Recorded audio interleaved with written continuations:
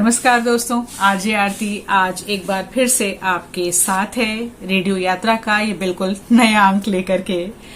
और हमने जो आपको पिछले व्लॉग में आपको रेडियो यात्रा भोपाल के बारे में आपसे बात की थी, तो हमारे सभी दोस्तों ने उसे पसंद किया, अपने कमेंट्स दिए और शेयर भी किया अपने दोस्तों के साथ। तो आप सभी का तहे दिल से शुक्रिया।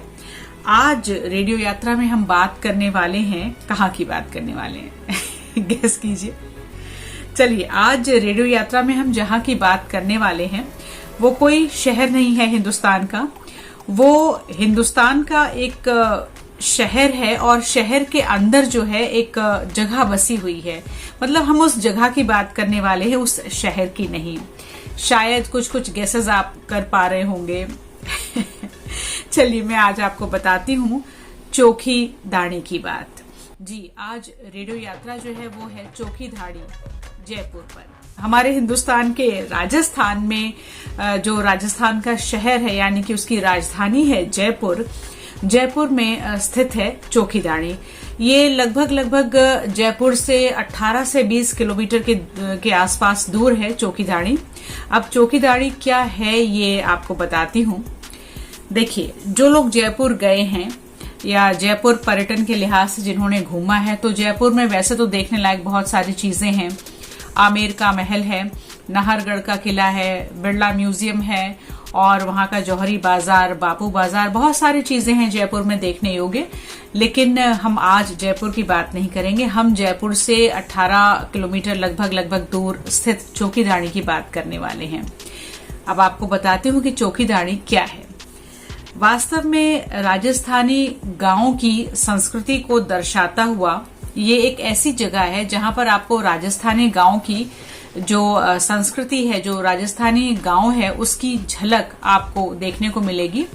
और ये एक 4 दीवारी से घिरी हुई जगह है जहां पर एक राजस्थानी गांव का दृश्य जो है वो क्रिएट किया गया है, ताकि लोगों को या जो पर्यटक वहां पर आते हैं उनको राजस्थानी गांव की संस्कृति, वहां का रहन सहन, वहां की वेशभूषा, वहां का खान पान, वहां के मेले त्योहार के बारे में लोगों को पता चल सके।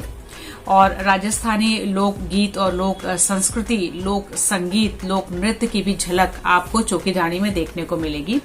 और चोखी दाणी की लोकप्रियता इतनी ज्यादा है कि सबसे पहली जो चोखी दाणी थी वो तो जयपुर में खुली, जयपुर के पास।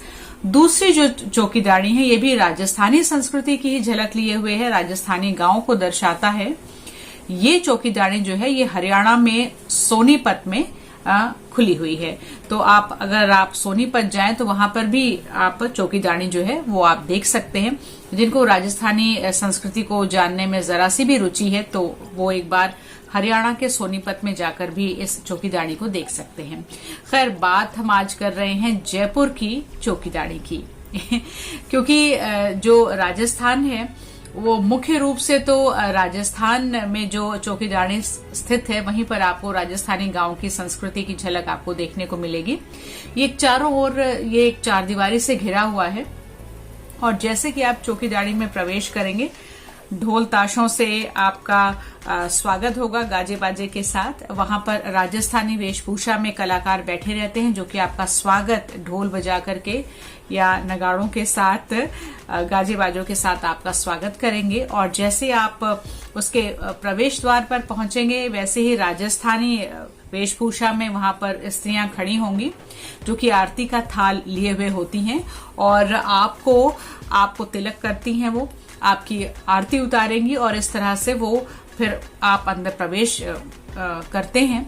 तो तिलक लगाना, आरती का थाल लेकर के आपका स्वागत करना, ये राजस्थानी संस्कृति को दर्शाता है कि किस तरह से वहां के ग्रामीण जो हैं या वहां के गांव में रहने वाले लोग अपने मेहमानों का स्वागत करते हैं। फिर आप जब वहां पर जैसे आप प्रवेश द्वार से अंदर आप बढ़ेंगे, एक बार तो आप चौंक जाएंगे क्योंकि चारों तरफ आपको राजस्थानी गांव की जो झलक है वो देखने को मिलेगी। जगह जगह पर चबूतरे बने हुए हैं, छोटे छोटे झोपड़ियां, हट्स बनी हुई हैं जिसपे राजस्थानी जो है वो गांव, जो राजस्थानी गांव के घर होते हैं उनकी झलक उकेरी गई है। वैसे ही पेंटिंग्स उस पर की गई हैं। छोटी सी झील आपको देखने को मिलेगी जहां आप नौका विहार भी कर सकते हैं। साथ में वहां पर जगह जगह पे छोटी छोटी दुकानें लगी हुई हैं, जहां पर आपको राजस्थानी शिकंजी, आपको रबड़ी मलाई, राजस्थानी व्यंजन आपको देखने को मिलेंगे। छोटी छोटी दुकानों पर वहां पे झोपड़ी नुमा छोटी छोटी दुकानें बनी हैं, जो कि गांव को दर्शाती हैं कि राजस्थानी गांव में किस तरह से दुकानें होती हैं, वो आपको देखने को मिलेगा।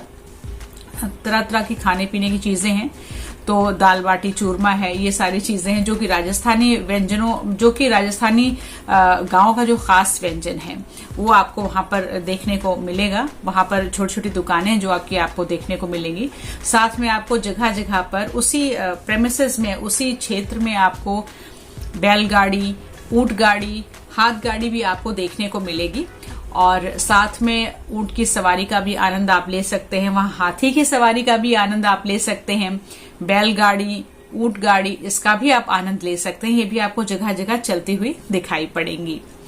अच्छा, उसके बाद वहां बच्चों के लिए भी बहुत सारी चीजों की व्यवस्था है, जैसे कि वह बहुत सारे करतब होते रहते हैं, तमाशे दिखाते रहते हैं कलाकार। और मतलब जो बाइस्कोप की भी व्यवस्था है, जादूगर वहां पर होते हैं जो बच्चों को तरह तरह के खेल दिखाते हैं। आपको बंदर का नाच जो मदारी है वो भी आपको देखने को मिलेगा, जो कि बच्चे जो है ज्यादा उत्साहित होते हैं इन चीजों को देख करके। बच्चों के लिए खिलौनों की छोटी छोटी दुकानें हैं, वो भी आप देख सकते हैं।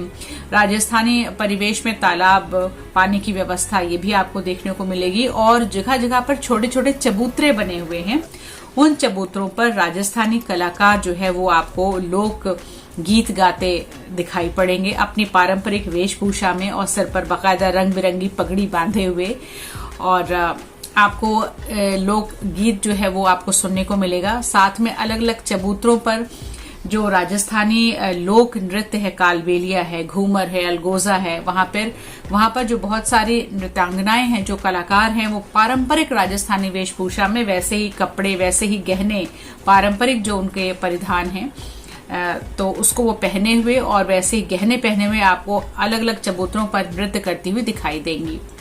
साथ में उन चबूतरों के चारों ओर चारपाइयां बनी हुई हैं, जिसपे सारे जो पर्यटक आते हैं देशी विदेशी, वो बैठ करके लोकगीत का, लोक नृत्य का जो है आनंद वो ले सकते हैं। साथ में उनके लिए हुक्के की भी व्यवस्था है, जो लोग हुक्का पीने के शौकीन हैं, क्योंकि राजस्थानी गांव में ज्यादातर लोग हुक्का पीते हैं। और गांव में आज वो चाहे राजस्थान का हो, चाहे हरियाणा का, चाहे उत्तर प्रदेश का, गांव में ज्यादातर लोग आज भी हुक्का पीने के शौकीन हैं, जो कि ठेठ ग्रामीण लोग होते हैं।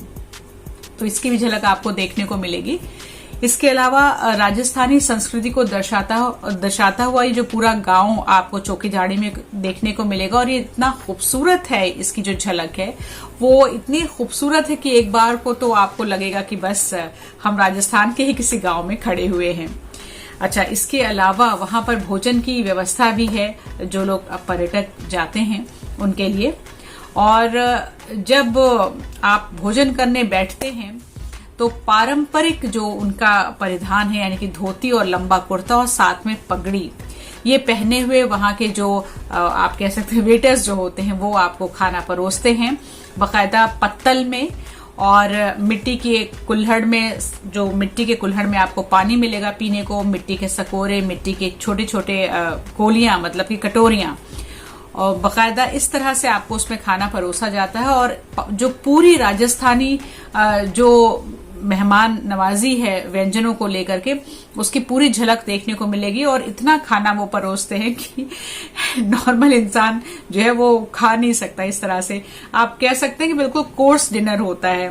पहले आपको चने रखेंगे उबले हुए, छाछ देंगे, अचार देंगे, मतलब राजस्थानी व्यंजनों की भरमार है। आप इसको स्टार्टर कह सकते हैं, जो ग्रामीणों का स्टार्टर होता है, पहले वो रखेंगे आपके खाने के लिए। फिर मेन कोर्स डिनर आपके लिए, जिसमें पूड़ी है, रोटी है, चावल, जो राजस्थानी कढ़ी है, गट्टे की सब्जी है, जो राजस्थान की स्पेशलिटी है, विशेषता है जो राजस्थान की, गट्टे की सब्जी बेसन से बनती है, वो आपको रखेंगे।